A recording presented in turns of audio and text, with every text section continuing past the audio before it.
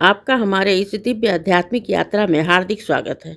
आप सुन रहे हैं भविष्य पुराण सनातन धर्म के उस महान ग्रंथों में से एक, जिसमें जीवन, धर्म, कर्म और आने वाले समय के गूढ़ रहस्यों का वर्णन मिलता है। इस श्रृंखला में हम आपके लिए इस पावन ग्रंथ के ही प्रत्येक अध्याय का संस्कारिक पाठ प्रस्तुत करेंगे।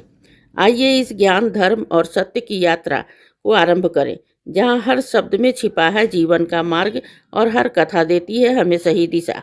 सनातन ज्ञान की ही इस पवित्र धारा में डूबकर अपने जीवन को अर्थपूर्ण बनाएं। हर हर महादेव। ओम नमः शिवाय। पतिव्रता स्त्रियों के कर्तव्य और सदाचार का वर्णन। स्त्रियों के लिए गृहस्थ धर्म के उत्तम व्यवहार की आवश्यक बातें। वर्मा जी बोले, मुनीश्वर, गृहस्थ धर्म का ही मूल पतिव्रता स्त्री है। पतिव्रता स्त्री पति का आराधन किस विधि से करे उसका अब मैं वर्णन करता हूँ, आप सब उसे ध्यानपूर्वक सुने। आराधना करने योग्य ही पति के आराधन की विधि यह है, उसकी चित्त वृत्ति को ही भली भांति जानकर ही उसके अनुकूल चलना और सदा उसका हित चाहते रहना, अर्थात पति के चित्त के ही अनुकूल ही चलना और यथोचित व्यवहार करना ही वह पतिव्रता का मुख्य धर्म है। पति के माता पिता, बहन, ज्येष्ठ भाई, चाचा, आचार्य, मामा और वृद्ध स्त्रियों आदि का ही उसे आदर करना चाहिए और जो संबंध में अपने से ही छोटे हों उसके स्नेह पूर्वक ही आज्ञा देनी चाहिए। जहाँ भी अपने से बड़े सास ससुर या गुरु विद्वान हो या अपना पति उपस्थित हो, वहाँ उनके अनुकूल ही आचरण करना चाहिए, क्योंकि यही चरित्र स्त्रियों के लिए ही प्रस्त माना जाता है। हास परिहास करने वाले पति के मित्र और देवर आदि के ही साथ भी एकांत में बैठकर हास परिहास नहीं करना चाहिए। किसी पुरुष के साथ ही एकांत में बैठना स्वच्छंदता और अत्यधिक हास परिहास करना प्रायः कुलीन स्त्रियों के पतिव्रत धर्म को नष्ट करने के कारण बनते हैं। सहसा दुष्ट के सत्संग में ही आकर युवकों के साथ हास परिहास करना उचित नहीं होता, क्योंकि स्वतंत्र स्त्रियों की निर्भीकता एकांत में बुरे आचरण के लिए ही सफल हो जाती है। अतः उत्तम स्त्री को ऐसा नहीं करना चाहिए। इस रीति से स्त्री का शील नहीं बिगड़ता है और कुल की निंदा भी नहीं होती है। बुरे संकेत करने वाले और बुरे भावों को प्रकट करने वाले पुरुषों को भाई या पिता के समान ही देखते हुए स्त्री को चाहिए कि उनका सर्वथा परित्याग कर दे।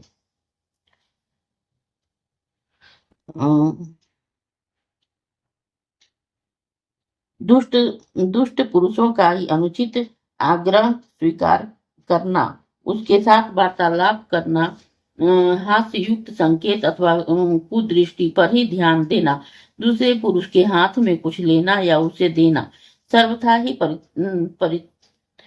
परित्याज्य है। घर में द्वार पर बैठने या खड़ा होने, राजमार्ग की और देखने, किसी अपरिचित देश या घर में जाने, उद्यान और प्रदर्शनी आदि में ही रुचि रखने से स्त्री को बचना चाहिए।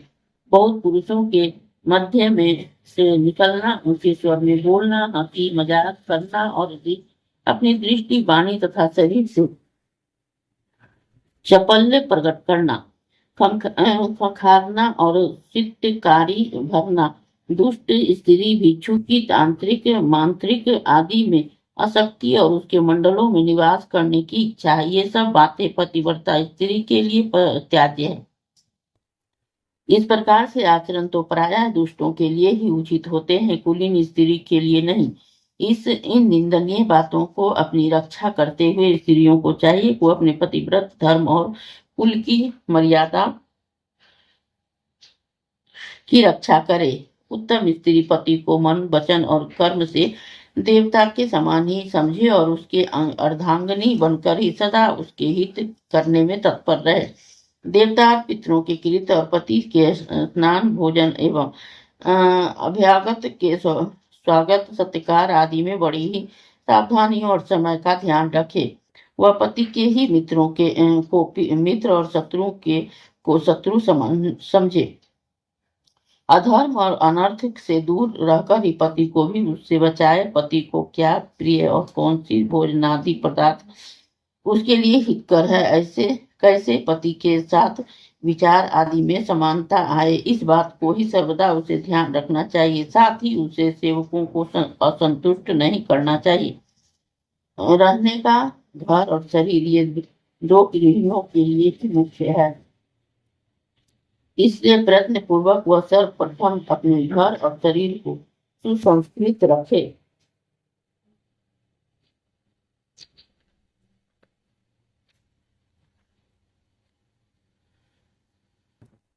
शरीर में अधिक स्वच्छ और भूषित कर घर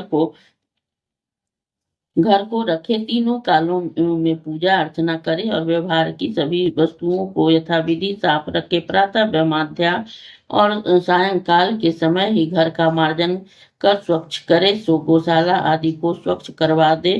ले दास दासियों का भोजन आदि से संतुष्ट कर उन्हें अपने अपने कार्यों को लगाए। स्त्री को उचित है कि वह प्रयोग में आने वाले शाक कंद मूल फल आदि को बीजों का अपने अपने समय पर ही संग्रह कर ले।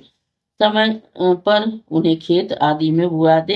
तांबे कांसे लोहे काष्ठ और मिट्टी के बने हुए अनेक प्रकार के बर्तनों का घर में संग्रह रखे। जल रखने और जल निकालने और जल पीने के कल कलसा आदि पात्र, शाक भाजी आदि से संबंध विचित्र पात्र, घी तेल दूध दही आदि से संबंध बर्तन, मूसल ओखल झाड़ू चलनी सड़सी चील लोहा चक्की चिमटा कड़ाही और तराजू का बाट पिटार संदूक पलंगड़ चौकी आदि गृहस्थ के प्रयोग में आने वाले आवश्यक उपकरणों की प्रयत्न पूर्वक व्यवस्था करनी चाहिए। उसे चाहिए कि वह हींग जीरा पिप्पल राई मरीच धनिया और सौंठ आदि अनेक प्रकार के मसाले, लवण, अनेक प्रकार के चार पदार्थ, सिरका अचार आदि अनेक प्रकार की दालें एवं प्रत्न के तेल, सब प्रकार के तेल, सूखा काष्ठ, विविध प्रकार के दूध दही से बने पदार्थ और अनेक प्रकार के कांद आदि जो भी वस्तु नित्य एवं तथा नैमित्तिक कार्य में अपेक्षित हो, उसे अपनी सामर्थ्य के अनुसार ही प्रयत्न पूर्वक पहले से ही संग्रह करना चाहिए, जिससे समय पर उन्हें ढूंढना न पड़े। जिस वस्तु की भविष्य में आवश्यकता पड़े उसे पहले से ही संग्रह में रखना चाहिए। सूखे गीले पीसे बिना पीसे तथा कच्चे और पक्के अनादि पदार्थों का अच्छी तरह हानि लाभ विचार कर ही संग्रह करना चाहिए।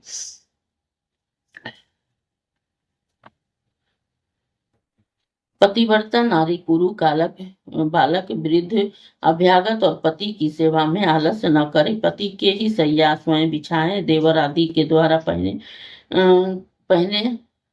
हुए वस्त्र माला तथा आभूषणों का वह कभी न तो धारण करे और न ही उसके सैया आसन आदि बैठे।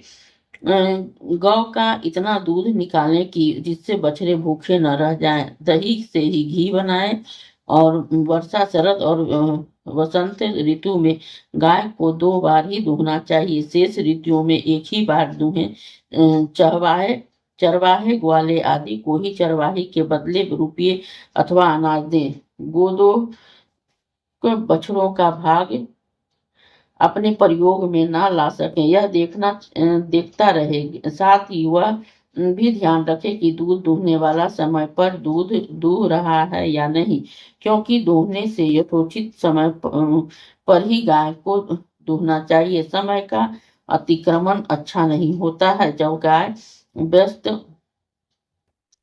ब्याह जाए तब वह महीने तक उसका दूध नहीं निकालना चाहिए। उसे बछड़े के ही पीने को देना चाहिए। फिर 1 महीने तक 1 थन का, तदंतर 1 महीने तक 2 थन का और फिर 3 थन का दूध निकालना चाहिए। 1 या 2 थन बछड़े के लिए ही अवश्य छोड़ना चाहिए। यथा समय ही तिल की खली, कोमल हरी घास, नमक और जल आदि से बछड़ों का पालन करना चाहिए। बूढ़ी गर्भिणी, दूध देने वाली, बछड़े वाली तथा बछिया वाली इन 5 गायों का ही घास आदि के द्वारा ही समान रूप से बराबर पालन पालन पोषण करते रहना चाहिए। किसी को भी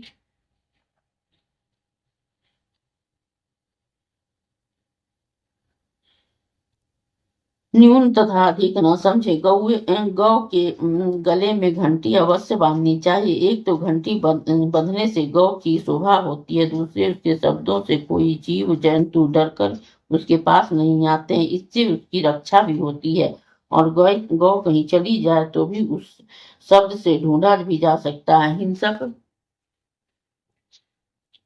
पशुओं और सर्पों से रहित घास और जल से ही युक्त छायादार घने घने वृक्ष वाले तथा पशुओं के रोग से ही रहित स्थान पर ही गायों को रहने के लिए ही गोष्ठ या गौशाला बनानी चाहिए। कृषि कार्य में लगे सेवकों के लिए देश काल और उसके कार्य के अनुरूप ही भोजन भोजन तथा वेतन का ही प्रबंध करना चाहिए। खेत खलिहान अथवा वाटिका आदि में जहाँ भी सेवक काम पर लगे हों, वहाँ बार बार जाकर उसे कार्य एवं कार्य के प्रति उनके मनोयोग की जानकारी करनी चाहिए। उनमें से जो योग्य है, अच्छा कार्य करता है, उसका अधिक सत्कार करें और उसके लिए ही भोजन आवास आदि की औरों से विशेष व्यवस्था करें। समय समय पर ही सब प्रकार के अन्न और कंद मूल से बीजों का संग्रह करें और यथा समय उसकी बुआई कर दें। घर का मूल है स्त्री और गृहस्थाश्रम का मूल है अन्न। इसलिए भोज्यादि अन्न पदार्थों में घर की स्त्री को मुक्त हस्त नहीं होना चाहिए, अर्थात अन्न को तथा वृथा नष्ट न करें, सदा संजोग कर ही रखें। उसे मितव्ययी होना चाहिए। अनादि से ही मुक्त हस्त होना गृहिणी के लिए ही अच्छा नहीं माना जाता है। वह संचय करने में तथा खर्च करने में मधुमक्खी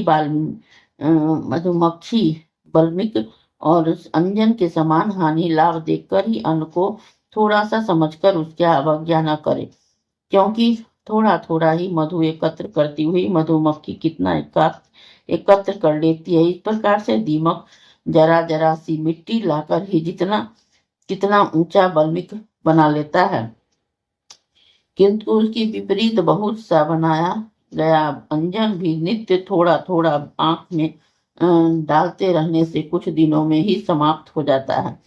इस रीति से सभी वस्तुओं का संग्रह और खर्च हो जाता है। इसमें थोड़ी वस्तु की अवज्ञा नहीं करनी चाहिए। घर में सभी कार्य स्त्री पुरुष के एकमत होने पर ही अच्छा होते हैं। जगत में ऐसे भी हजारों पुरुष हैं जिसके सब कार्यों में स्त्री की प्रधानता रहती है। यदि स्त्री बुद्धिमान और सुशील हो तो कुछ हानि नहीं होती, किंतु इसके विपरीत होने पर भी अनेक प्रकार के दुख होते हैं। इसलिए स्त्री के योग्यता अयोग्यता को ठीक से समझकर बुद्धिमान पुरुष को उसे कार्य में नियुक्त करना चाहिए। इस प्रकार योग्यता से ही कार्य में नियुक्त की गई ही स्त्री को चाहिए कि वह सौभाग्यवश या अपने उद्यम आदि से ही अपने पति को भली भांति सेवा कर उसे अपने अनुकूल बनाए। ब्रह्मा जी बोले कि हे मुनीश्वर, घर में स्त्री प्रातः काल समय से पहले उठे और अपने कार्य में प्रवृत्त हो जाए तथा रात्रि में सबसे पीछे भोजन करे और सबके बाद में सोए। पति और ससुर आदि के उपस्थित न रहने पर स्त्री को घर की देहली पार नहीं करनी चाहिए। वह बड़े सवेरे ही जग जाए। स्त्री पति के समीप बैठकर ही सब सेवकों को काम की आज्ञा दे बाहर न जाए। जब पति भी जाग उठे तब वहां से सभी आवश्यक कार्य करके घर के अन्य कार्यों को प्रमाद रहित होकर ही करें। रात्रि के पहले ही उत्तम वस्त्राभूषणों को उतार कर घर के कार्य को ही करने योग्य साधारण वस्त्रों को पहनकर सतत समय से करने योग्य ही कार्यों को यथाक्रम करनी चाहिए। उसे चाहिए कि सबसे पहले रसोई चूल्हा आदि को ही भली भांति लीप पोत कर स्वच्छ करे। रसोई के पात्र को ही मांझ धोकर ही पोंछ कर तथा वहां रखे। अन्य भी सब रसोई की सामग्री एकत्र करे।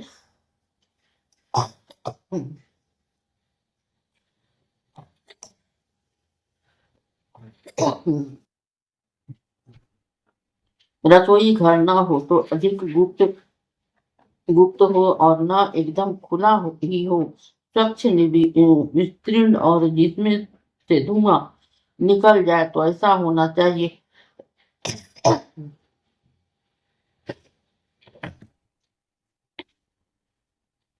रसोई घर के भोजन पकाने वाले पात्रों को तथा दूध दही से पात्रों को सीपी रस्सी अथवा वृक्ष की छाल से कुछ खूब रगड़कर अंदर बाहर से अच्छी तरह से धो लेना चाहिए।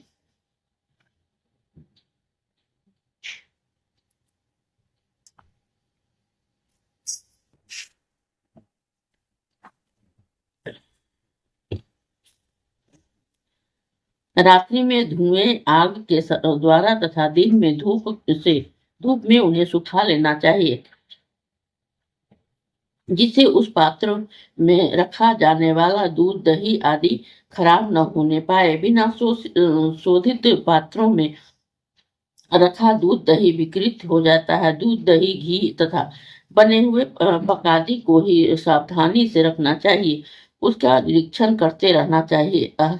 स्नानादि आवश्यक कृत्य करके ही उसे अपने हाथ से ही पति के लिए भोजन बनाना चाहिए। उसे यह विचार करना चाहिए कि मधुर क्षार अम्ल आदि रसों में ही कौन कौन सा भोजन पति को प्रिय है।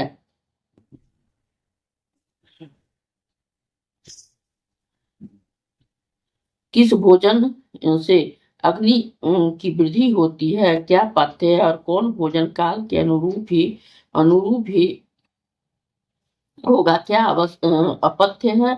उत्तम स्वास्थ्य किस भोजन से प्राप्त होता है, कौन से भोजन करके अनुरूप काल के अनुरूप होगा, आदि बातों की भली भांति विचार कर निर्णय कर ही उसे वैसा ही भोजन प्रीतिपूर्वक बनाना चाहिए।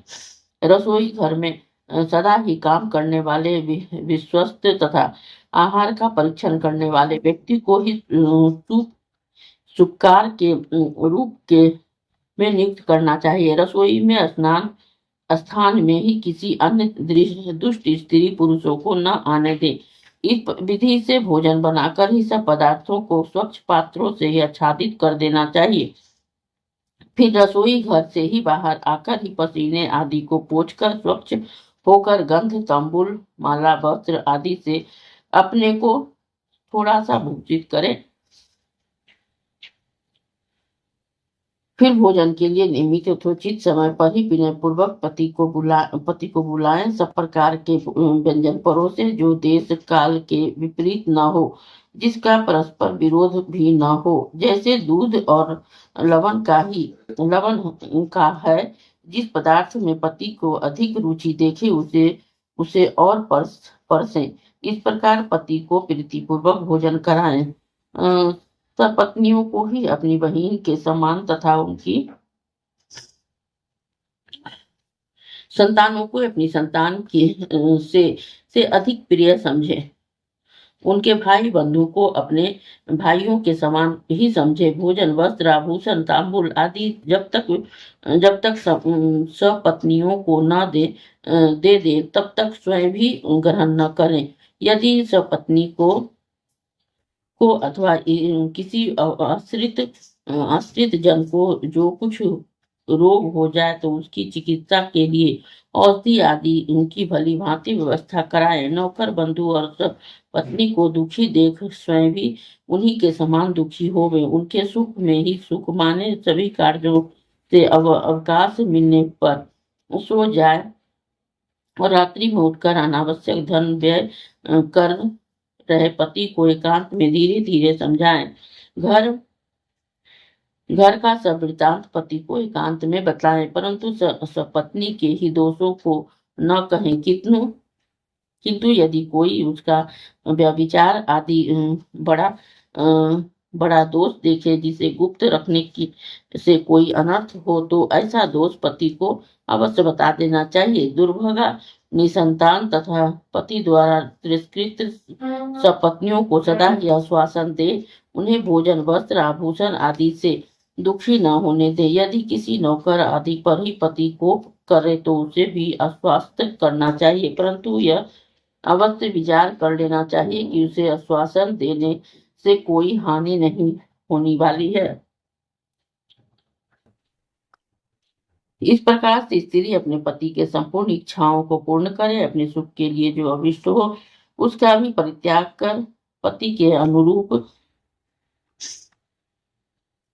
ही सब कार्य करे, क्योंकि स्त्रियों के देवता पति वर्णों में देवता ब्राह्मण और ब्राह्मणों के देवता अग्नि हैं और प्रजाओं का देवता राजा।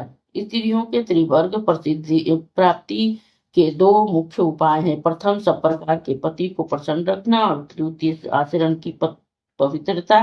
पति के चित्त के अनुकूल चलने से जैसे प्रीति पति के स्त्री पर होती है, वैसे ही प्रीति रूप से ही यौवन से और अलंकार आदि आभूषण से हो नहीं होती है, क्योंकि प्रायः यह देखा जाता है कि उत्तम रूप और युवा अवस्था वाली स्त्रियां भी पति के विपरीत ही आचरण करने से ही दुर्भाग्य को प्राप्त करती है। अति कुरूप तथा हीन अवस्था वाली स्त्रियां भी पति के चित्त के अनुकूल ही चलने से उनकी अत्यंत प्रिय हो जाती है। इसलिए पति के चित्त का ही अभिप्राय भली भांति समझना और उसके अनुकूल आचरण करना यही स्त्रियों के लिए सब सुखों की हेतु तथा यही समस्त श्रेष्ठ योग्यताओं का कारण है। इसके बिना तो स्त्री अन्य सभी गुण बंधत्व को ही प्राप्त हो जाते हैं, अर्थात निष्फल हो जाते हैं तथा और अनर्थ के कारण बन जाते हैं। इसलिए स्त्री को अपनी योग्यता सर्वथा बढ़ाते रहना चाहिए। पति के आने पर ही समय जानकर ही उनके आने के पूर्व ही वह घर को स्वच्छ कर बैठने के लिए ही उत्तम आसन बिछा दे और पति देव को आने पर स्वयं अपने हाथ से उसके चरण धोकर उन्हें आसन पर बिठाए, पंखा हाथ से लेकर धीरे धीरे डुलाए और सावधान होकर उसकी आज्ञा प्राप्त करने की प्रतीक्षा करे। ये सब काम दासी आदि से न करवाएं। पति के स्नान आहार पनादि में ही स्पृहा दिखाएं। पति के संकेत को समझकर ही सावधान पूर्वक सभी कार्यों को करें और भोजनादि निवेदित करें। अपने ही बंधु बांधवों तथा पति के बंधुओं और इस सपत्नी के साथ स्वागत सत्कार पति के इच्छानुसार करें, अर्थात जिस पर पति की रुचि न हो उससे अधिक शिष्टाचार न करें। स्त्रियों के लिए ही सभी अवस्था में ही स्वकुल की अपेक्षा प्रतिकूल की विशेष पूज्य होती है, क्योंकि कोई भी कुलीन पुरुष अपनी कन्या से उपकार की आशा भी नहीं रखता है और जो रखता है वह अनुचित ही है। कन्या का विवाह करने के बाद फिर उससे अपनी आजीविका की इच्छा करना वह यह धर्मात्मा और कुलीन पुरुषों की रीति नहीं है। अतः स्त्री के संबंधियों को ही चाहिए कि वे केवल मित्रता के लिए ही, प्रीति के लिए ही संबंध बढ़ाने की इच्छा करे तथा प्रसंगवश ही यथाशक्ति उसे कुछ देते हुए रहे, उससे कोई वस्तु लेने की इच्छा न रखे। कन्या के मायके वालों को कन्या के स्वभाव की रक्षा का प्रयत्न सर्वथा करनी चाहिए। उसके परस्पर प्रीति संबंध की ही चर्चा सर्वत्र करनी चाहिए। अपनी मिथ्या प्रशंसा नहीं करनी चाहिए। साधु पुरुषों का व्यवहार अपने संबंधियों के प्रति ही ऐसा ही होता है। जो स्त्री इस प्रकार से सद्वृत्त को ही भली भांति जानकर व्यवहार करती है और वह पति और उसके बंधु बांधवों को अत्यंत मान्य होती है। पति के ही प्रिय साधु वृत्त वाली और संबंधियों में प्रसिद्धि को ही प्राप्त होने पर ही स्त्री को लोकापवाद से ही सर्वदा ही डरते रहना चाहिए। क्योंकि क्योंकि सीता आदि उत्तम पतिव्रताओं को भी लोकापवाद के ही कारण ही अनेक कष्ट भोगने पड़े हैं। भोग होने के कारण गुण दोषों का ठीक ठीक निर्णय न कर पाने से तथा प्रायः अभिनयशीलता के ही कारण ही स्त्रियों के व्यवहार को समझना अत्यंत दुष्कर है। ठीक प्रकार से दूसरों की मनोवृत्ति को न समझने के कारण तथा कपट दृष्टि के कारण ही स्वच्छंद हो जाने से ऐसी बहुत ही कम स्त्रियां हैं जो कलंकित नहीं हो जाती। देवलोक अथवा कुयोग से या व्यवहार की अन्य भिक्षता से शुद्ध हृदय वाली स्त्री भी लोकपवाद को ही प्राप्त हो जाती है। स्त्रियों का यह दुर्भाग्य है ही उस दुख भोगने के कारण है, इसलिए कोई प्रतिकार नहीं। यदि है तो उसकी औषधि वह उत्तम चरित्र का ही आचरण और लोक व्यवहार को ठीक करने से ही समझना।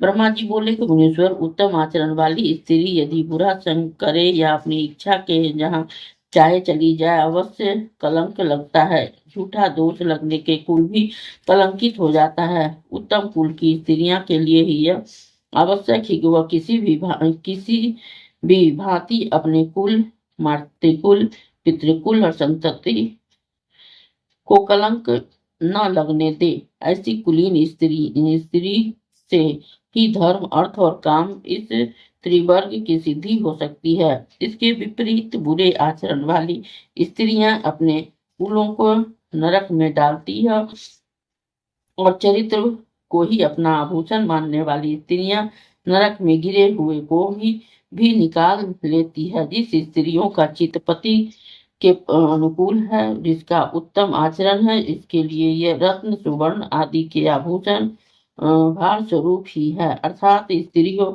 उनके अर्थात यथार्थ आभूषण से दो है, पति की अनुकूलता और उत्तम आचरण। जो स्त्री पति की और लोक की अपने यथोचित व्यवहार आदि से आराधना करती है, अर्थात पति के अनुकूल चलती है और लोक व्यवहार को ठीक ठीक समझकर ही तदनुकूल आचरण करती है, वह स्त्री धर्म, अर्थ और काम की अवार सिद्धि प्राप्त करती है। जिस स्त्री का पति परदेश में गया हो, उस स्त्री का अपने पति से मंगल कामना के सूचक सौभाग्य सूत्र आदि स्वर्ण आभूषण ही पहनने चाहिए।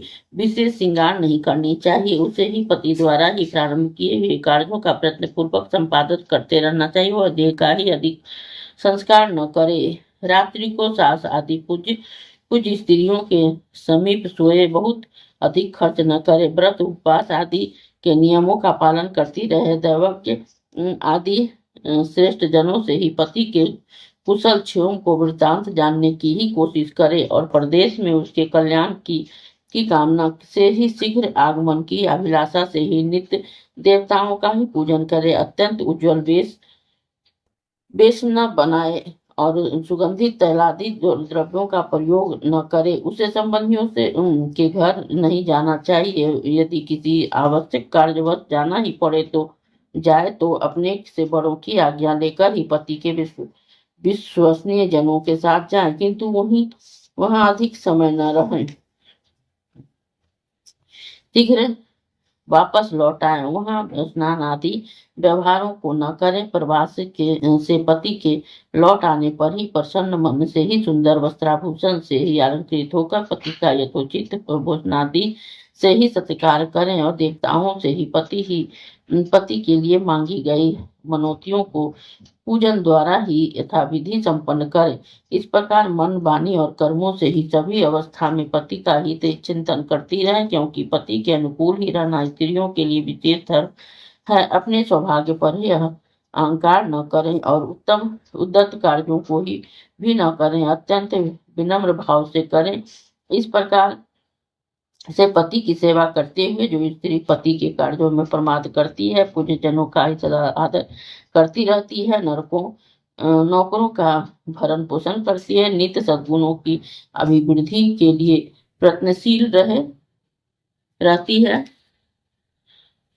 तथा सब प्रकार के अपने शील की रक्षा करती रहती है, इस वह स्त्री इस लोक तथा परलोक में उत्तम सुख एवं उत्तम कृति प्राप्त करती है। जिस स्त्री पर पति अति क्रोध युक्त हो तथा उसका आदर न करे, वह स्त्री दुर्भगा कहलाती है। उसे चाहिए कि वह नित्य व्रत, उपवास आदि क्रियाओं से ही संलग्न रहे और पति के ब्रह्मा कार्यों में ही विशेष रूप से सहयोग करे। जाति की से कोई स्त्री दुर्भगा अथवा सुभगा नहीं होती है। वह अपने व्यवहार से ही पति की प्रिय और अप्रिय हो जाती है। उत्तम स्त्री पति के चित्त का अभिप्राय न जानने से ही, उसके प्रतिकूल चलने से ही, लोक विरुद्ध आचरण करने से ही दुर्भगा हो जाती है और उसे उसके अनुकूल ही चलने से ही सुभगा हो जाती है। मनोवृत्ति के ही अनुकूल कार्य करने से पराया भी प्रिय हो जाते हैं और मनो अनुकूल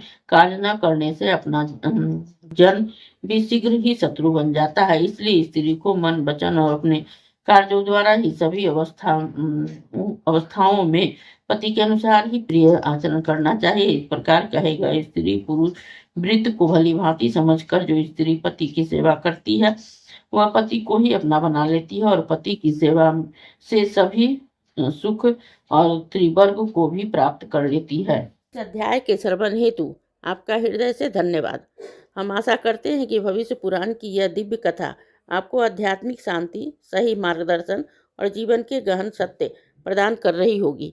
कृपया अगले अध्याय के लिए ही हमारे साथ जुड़े रहें और अपने विचार एवं भावनाएं कमेंट के माध्यम से अवश्य साझा करें।